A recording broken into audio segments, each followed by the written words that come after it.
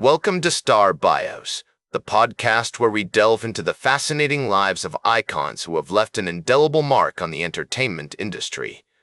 Today, we're going to embark on a captivating journey through the life of John Coltrane, a jazz legend whose revolutionary sound and spiritual quest continue to inspire generations of musicians and fans alike. As my industry friends would attest, Coltrane's life is a testament to the transformative power of art, and I'm thrilled to share his remarkable story with you, weaving together the threads of his early years, influences, and struggles that ultimately shaped his groundbreaking career. Born on September 23, 1926, in Hamlet, North Carolina, John William Coltrane was the only child of John Robert Coltrane and Alice Blair Coltrane. His early life was a poignant tapestry of hardship and harmony, with the Great Depression casting a long shadow over his family's struggles. The small town of Hamlet, nestled in the heart of Richmond County, was a place where time seemed to stand still, where the rhythms of rural life were punctuated by the sounds of blues and jazz drifting from the local radio station. Despite the economic hardships that beset his family, Coltrane's parents instilled in him a deep love for music, particularly the soulful melodies of Count Basie, Duke Ellington, and other legendary musicians who would later influence his own unique style. As a young boy, Coltrane would often sit by the radio, mesmerized by the sounds that filled the airwaves. The crackling static, the smooth voices of the announcers, and the infectious rhythms of the music all combined to transport him to a world beyond the confines of his small town. His parents, though struggling to make ends meet, encouraged his fascination with music, recognizing the transformative power it held. They would often gather around the radio, listening to the likes of Bessie Smith, Louis Armstrong, and other jazz greats, their faces aglow with a deep appreciation for the art form. Growing up in a segregated community, Coltrane faced the harsh realities of racism and poverty, which would later inform his music and spirituality. The memories of separate water fountains, restricted access to public facilities, and the ever-present specter of racial tension would leave an indelible mark on his psyche. However, his family's strong Christian faith and the vibrant cultural heritage of the African-American community also played a significant role in shaping his worldview. The Coltranes were a musical family, with John's father playing the violin and his mother singing in the church choir. This early exposure to music, combined with the rich sonic landscape of his childhood, laid the foundation for Coltrane's future innovations. As a teenager, Coltrane moved to High Point, North Carolina, where he attended William Penn High School. It was during this period that he began to develop a passion for jazz, listening to recordings by Charlie Parker, Lester Young, and other bebop pioneers. The complexity, the nuance, and the sheer virtuosity of these musicians left him awestruck, and he became determined to master the saxophone himself. Coltrane's early fascination with music was encouraged by his parents, who purchased his first saxophone, an alto, when he was 13 years old. Under the guidance of his teacher, Robert Wilkins, Coltrane quickly demonstrated a natural talent for the instrument, and his dedication to practice would soon become legendary. The early 1940s were a pivotal time in Coltrane's life, marked by significant personal and musical growth. In 1943, he moved to Philadelphia, where he enrolled in the Ornstein School of Music, studying saxophone, harmony, and theory. This period of intense musical exploration was also marked by Coltrane's introduction to the city's vibrant jazz scene, which included icons like Dizzy Gillespie, Thelonious Monk, and Charlie Parker. As my sources close to the star have shared, Coltrane's time in Philadelphia was a defining moment in his development as a musician, laying the groundwork for his future collaborations and innovations. The historical context of his childhood, marked by both hardship and harmony, would later inform his music and spirituality as he sought to transcend the boundaries of jazz and touch the divine. With his first major event on the horizon, Coltrane was poised to embark on a journey that would take him from the clubs of Philadelphia to the pinnacle of jazz stardom, leaving an indelible mark on the world of music forever. As Coltrane's musical prowess continued to evolve, he found himself at the forefront of the vibrant jazz scene in Philadelphia, a city that pulsed with creative energy and was home to some of the most innovative musicians of the time. The smoky clubs and dimly lit bars of the city's jazz district were his playground, where he rubbed shoulders with the likes of Dizzy Gillespie and Charlie Parker, two of the most influential figures in the genre. It was during this period that Coltrane began to develop his unique sound, a fusion of bebop, blues, and gospel that would eventually become the hallmark of his style. The sounds of the city, the wail of saxophones, the thump of double basses, and the crash of cymbals swirled around him, influencing his playing and shaping his artistic vision. In 1945, Coltrane joined the U.S. Navy, where he played in the Navy Band, further refining his skills and absorbing the influences of his fellow musicians.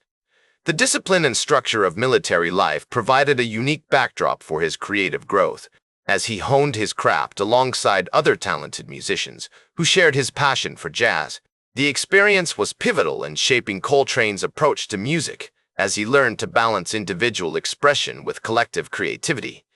As he navigated the strictures of naval life, Coltrane's imagination began to soar, and he started to envision a new kind of music, one that blended the spontaneity of jazz with the emotional depth of gospel and blues. After his discharge from the Navy in 1946, Coltrane returned to Philadelphia, where he began to make a name for himself as a saxophonist. He worked with various bands, including those led by Gillespie and Earl Bostic, honing his craft and developing his distinctive approach to improvisation. The city's jazz scene was a hotbed of innovation, with musicians pushing the boundaries of what was possible on their instruments. Coltrane thrived in this environment, feeding off the energy of his peers and contributing his own unique voice to the mix. As he took the stage at legendary clubs like the Earl Theater and the Blue Note, Coltrane's playing became more confident, more expressive, and more visionary. In 1947, Coltrane moved to New York City, the epicenter of the jazz world, where he quickly became embroiled in the vibrant scene.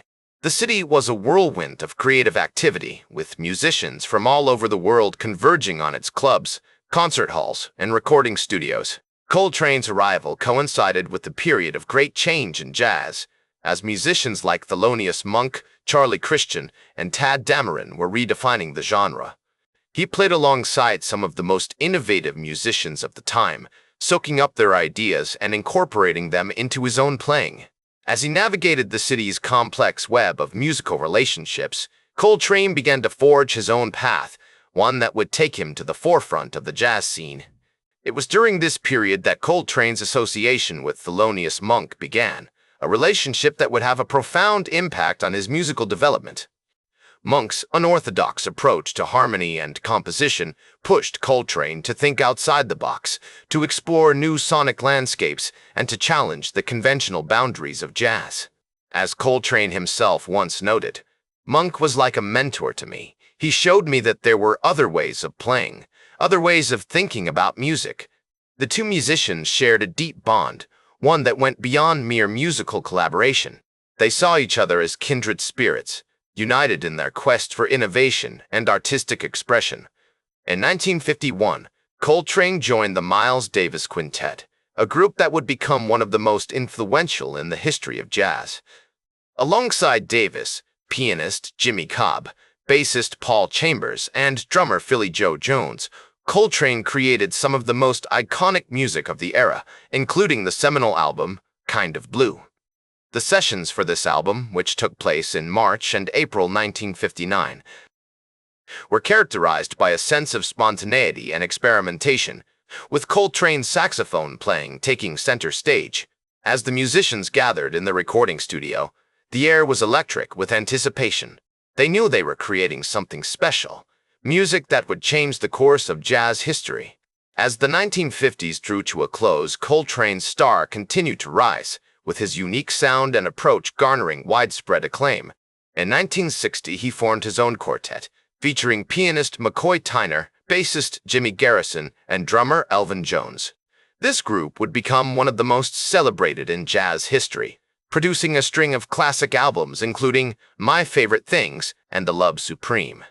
The latter, recorded in December 1964, is a deeply personal and spiritual work, with Coltrane's saxophone playing conveying a sense of intensity and devotion that has rarely been matched.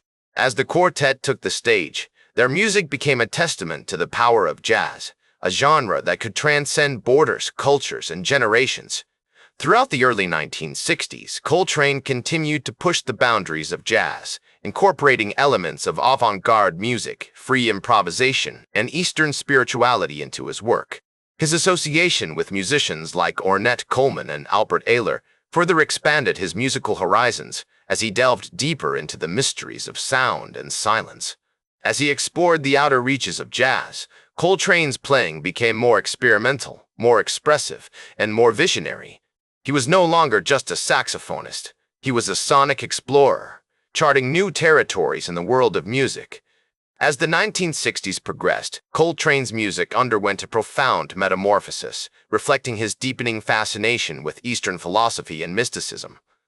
The sounds that flowed from his saxophone became increasingly spiritual and experimental, as if he was attempting to tap into the very essence of existence. His later works, such as Ascension and Interstellar Space, were sonic odysseys that pushed the boundaries of jazz and explored uncharted territories of sound. These albums, though often challenging for listeners, demonstrated Coltrane's unwavering commitment to artistic expression and innovation. His willingness to venture into the unknown, and his unrelenting pursuit of transcendence. The recording sessions for Ascension, in 1965, were a testament to Coltrane's boundless creativity and his ability to assemble a talented ensemble of musicians who shared his vision. The album featured a large ensemble, including Pharoah Sanders, Archie Shepp, and John Coltrane, among others, and was characterized by its intense, spiritually charged improvisations. As the music swirled and eddied, it seemed to conjure up images of ancient rituals, mystical ceremonies, and cosmic landscapes. The sounds were primal, yet sophisticated, chaotic, yet harmonious, and they seemed to speak to something deep within the human psyche. In 1965, Coltrane's health began to decline due to complications from liver cancer, a diagnosis that would ultimately prove fatal. Despite his poor health, he continued to perform and record music, driven by an inner fire that refused to be extinguished. His concerts became increasingly rare and precious, as if each performance was a testament to the human spirit's capacity for perseverance and creativity in the face of adversity.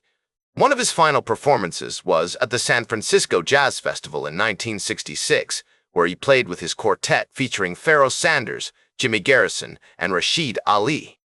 The music that night was a powerful blend of spirituality, intensity, and beauty, as if Coltrane was channeling the very essence of existence into sound. As Coltrane's life drew to a close, his music seemed to take on an even greater sense of urgency and profundity. His final recordings, such as Expression and Interstellar Space, were characterized by their simplicity, intimacy, and emotional depth, as if he was stripping away the extraneous and getting to the very heart of the matter. The sounds that flowed from his saxophone were like prayers, meditations, or poems, each one a testament to the human spirit's capacity for love, compassion, and transcendence. Coltrane's life concluded on July 17, 1967, when he passed away at Huntington Hospital on Long Island, New York. The news of his death sent shockwaves through the jazz community and beyond, as if a bright light had been extinguished, leaving behind only darkness and despair.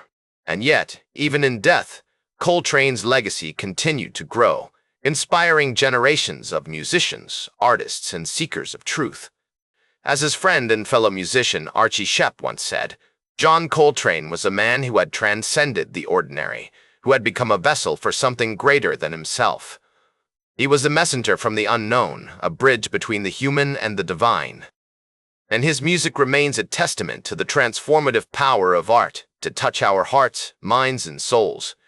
In the years following his death, Coltrane's legacy has only continued to expand, like ripples on a pond.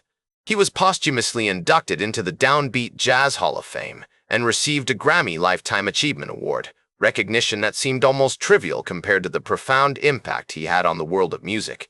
His influence can be heard in the work of countless musicians, from jazz legends like Herbie Hancock and Wayne Shorter, to rock and pop artists like The Doors and John McLaughlin. And yet, his music remains uniquely his own, a testament to the individuality and creativity that defined his life and art. Today, Coltrane is remembered as one of the most iconic and innovative figures in jazz history, a man who embodied the spirit of experimentation, innovation, and transcendence.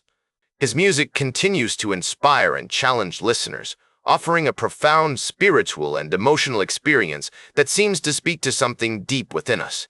As the renowned critic and author Nat Hentoff once observed, Coltrane's playing was not just about notes and chords. It was about the depths of human feeling, the search for transcendence, and the quest for connection with something greater than ourselves. His legacy serves as a reminder that art has the power to transform us, to elevate us, and to connect us to something greater than ourselves. His story serves as a testament to the human spirit's capacity for creativity, perseverance, and self-expression, a reminder that we all have the potential to create something beautiful, meaningful, and lasting. And so, we continue to listen to Coltrane's music, to find inspiration in his legacy, and to remember the profound impact he had on the world of jazz and beyond. That's all for today's Star Bios. Remember to like, share, and subscribe. And until next time, I'm Casey Gold reminding you to keep shooting for the stars.